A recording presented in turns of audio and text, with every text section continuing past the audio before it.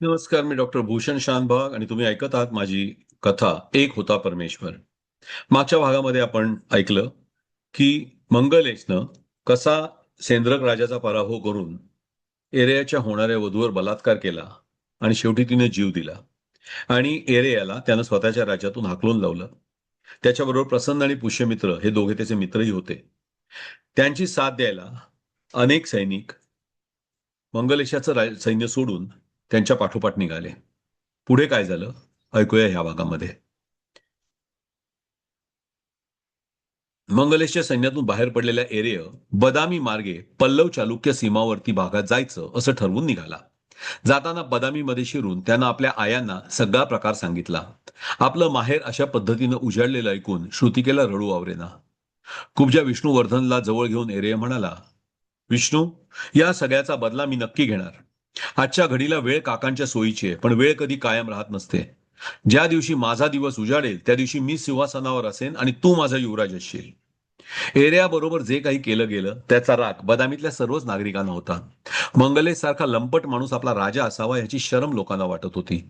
Area बदामीमध्ये आल्याचं कळताच व्याघ्रस्वामी एरियाला भेटायला आला.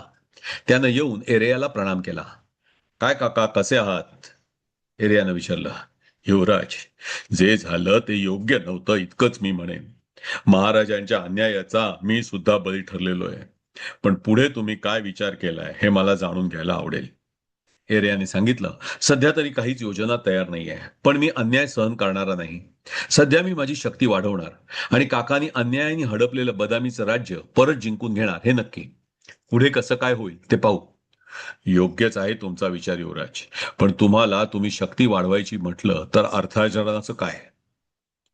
पाहू काका कसं काय जमतं ते. मी म्हटलं त्याप्रमाणे सगळं इतक्या अनपेक्षित झालं की कसली योजना करायला वेळच मिळालेला नाही. एरियानं गुळमुळीत उत्तर दिलं. मग माझं म्हाताऱ्याचं ऐका. झाडाला वाळवी लागलेली बघितलीये का कधी? बाहेरून कधीच ते झाड रोगट दिसत नसतं, पण आतून पोखरलं जात असतं.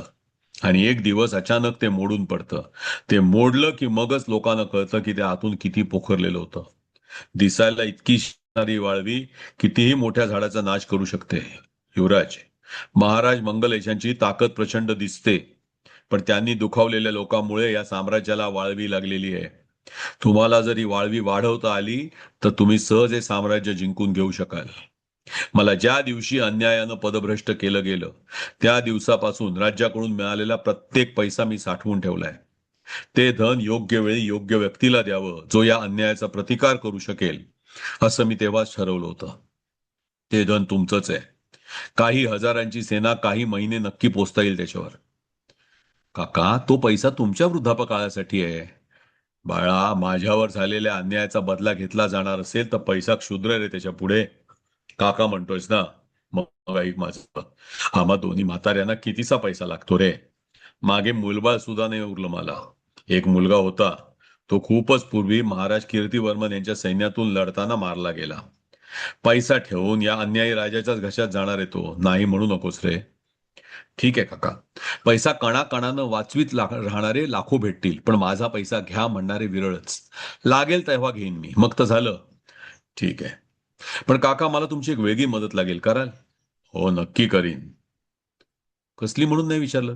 अरे, तुला हवी ती. शक्य तितकी सगळी मदत करायला मी तयार आहे. मग विचारायचं कशासाठी? एरे हसला. तुमच्या इतका राज्याच्या कारभारात मुरलेला माणूस माझ्या पाहण्यात नाही. मला कारभारात तुमची मदत तर लागणारच, पण त्याचबरोबर सध्याच्या सैन्यात तुमचे जे कोणी लागेबंदी असतील त्यांना गरज पडल्यास मला सामील व्हायला आणि ते शक्य नसेल तर किमान तटस्थ राहायला सांगू शकाल. व्याघ्रस्वामीनं आनंदानं ते मान्य केलं. एरेय ठरवल्याप्रमाणे पल्लवांच्या सीमेजवळ निघून गेला. इथे व्याघ्रस्वामीनं कीर्तिवर्मन आणि पुलकेशीच्या जिवंत असलेल्या सर्व जुन्या मानकऱ्यांची एक एक करून गाठ घेतली. मंगलेची जुलमी सत्ता कोणालाच मान्य नव्हती. न्यायाच्या नावानं बोंब होती. अत्याचारांनी कळस गाठला होता. एरेयानं सत्ता मिळवल्यास त्याची सर्व प्रकारे मदत करायला प्रत्येक जण तयार होता. मंगलेशच्या राज्याला वाळवी लागली होती, पण सत्तेच्या मदात धुंद असलेल्या मंगलेशला त्याची जाणीवही नव्हती. पल्लव सीमेजवळ जाऊन एरेयानं आपल्या सैन्याची जुळवाजुळव सुरू केली. चालुक्यांच्या 1,00,000 फौजेशी लढायची त्याची क्षमता नव्हती, पण त्याला कुठे 1,00,000बरोबर लढायचं होतं. त्याला फक्त मंगलेश बरोबर जी सेना असेल तिलाच परास्त करायचं होतं. आणि मंगलेशच्या सैन्यात दिवसेंदिवस नाखुशी वाढत होती. मंगलेशला लढायला भाग पाडायचं आणि तिथे त्याचा वध करून चालुक्यांच्या राज्यावर ताबा मिळवायचा हा राज्य मिळवण्याचा एकमेव मार्ग एरियाकडे उरला होता. प्रश्न होता ते निर्वाणीचं युद्ध जिंकायचा. त्यासाठी जागा आणि वेळ आपल्या सोयीची असेल हे एरियाला पाहावं लागणार होतं. आणि तो होता त्या भागात या दोन्ही गोष्टी त्याला सहज मिळू शकल्या असत्या. मैदानी लढाईत मंगलेशचे सैन्य त्याला सहज चिरडू शकलं असतं, पण छुप्या लढाईत मंगलेशला जेरीला आणणं शक्य होतं. एरियानं सर्वात प्रथम मनुष्यबळ मिळवण्याच्या दृष्टीनं हालचाल सुरू केली. कडप्पा ते नंद्याळ याच्या आसपास असलेल्या कुंभूमच्या जंगलात त्यानं आश्रय घेतला. हा भाग बदामीपासून साधारण 200 कोस दूर होता, पण चालुक्यांची कडप्पा नंद्याळ सीमा इथून जेमतेम 20 कोसांवर होती. कीर्तिवर्मनच्या निष्ठावंत असलेल्या अनेक सरदारांच्या जहागिरी कडप्पा नंद्याळ भागात होत्या. तिथून मनुष्यबळ मिळवणं शक्य होतं. एरेय, प्रसन्न आणि पुष्यमित्र तिघांनी इथून तरुण मुलांना जमा करायला सुरुवात केली. हळूहळू बळ वाढू लागलं. कीर्तिवर्मनच्या सरदारांकडे त्यांच्या भागातील तरुण एरेय जमा करतो आहे याची खबर आली, पण त्यांनी तिकडे दुर्लक्ष केलं. एरेयाकडे जमा झाली.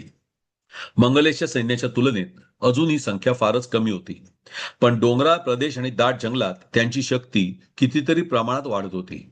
एरेयानं त्या सर्वांचं कठोर प्रशिक्षण करायला सुरुवात केली. पल्लवांच्या राज्यातली तरुण मुलं सुद्धा एरेयाकडे आकृष्ट होत गेली. पल्लवांकडे सुद्धा एरेय सैन्य उभा करत असल्याची खबर होतीच, पण एरेय मंगलेशचा बदला घ्यायला सैन्य गोळा करतोय हेही त्यांना माहित होतं. मंगलेश सारखा राजा त्यांनाही नको होता. परस्पर एरेयानं त्याचा काटा काढला तर त्यांचा शेजार सुधारलाच असता. त्यांच्यासाठी ते उत्तमच होतं. एक दिवस एरेयानं प्रसन्न आणि पुष्यमित्र दोघांनाही बोलवलं. दोघे येऊन एरेयाच्या पुढे प्रणाम करून उभे राहिले. प्रसन्न, पुष्यमित्र, मला वाटतं आपण एकदा आपल्या सैन्याच्या तयारीची परीक्षा पाहायला हवी. एरेया म्हणाला. होय, पण कशी पाहिजे? आपल्याला कडप्पावर हल्ला करायचा आहे. कडप्पा जिंकून आपण चालुक्यांच्या साम्राज्याचा एक लचका तोडू शकतो. काका आपलं सैन्य घेऊन उत्तरेला गेलेले आहेत. फारशी सेना कडप्पाच्या रक्षणासाठी नाही, याचाच फायदा आपण घेऊ शकतो, एरेय म्हणाला. पण युवराज, आज ना उद्या महाराज मंगलेश परत येतीलच, तेव्हा ते निश्चितच आपल्या बंदोबस्तासाठी येतील, प्रसन्न म्हणाला. तेच तर मला हवंय, एरेय म्हणाला. चालुक्यांची थोडीशी सेना घेऊन जर एखादा सरदार इथे आला तर आपण त्याला झोडपून काढू शकू. आणि जेव्हा काका इथे येतील तेव्हा आपण कुंभूमच्या डोंगराळ भागात आपल्या पाठी यायला त्यांना भाग पाडू. चालुक्यांनी कधीही कुंभूमचा भाग पायाखाली घातलेला नाही आणि आपल्याला या भागाचा एव्हाना उत्तम परिचय झालाय. तिथे हत्तीदळ सहजासहजी येऊ शकणार नाही. घोडदळ आलं तर त्याला वेगानं जाता येणार नाही. आणि 15-20 हजार पायदळाचा समाचार लपून छपून घेण्या इतकी आपली नक्की तयारी आहे. दोघांनी मान डोलवून बेताला संमती दिली. लवकरच एरेयाची सेना कडप्पाच्या दिशेनं निघाली. कडप्पामध्ये 1000 चालुक्य सैन्य होतं. प्रसन्नानं 300 स्वारांना घेऊन कडप्पावर हल्ला केला. त्यानं तिथली बाजारपेठ लुटायला सुरुवात केली.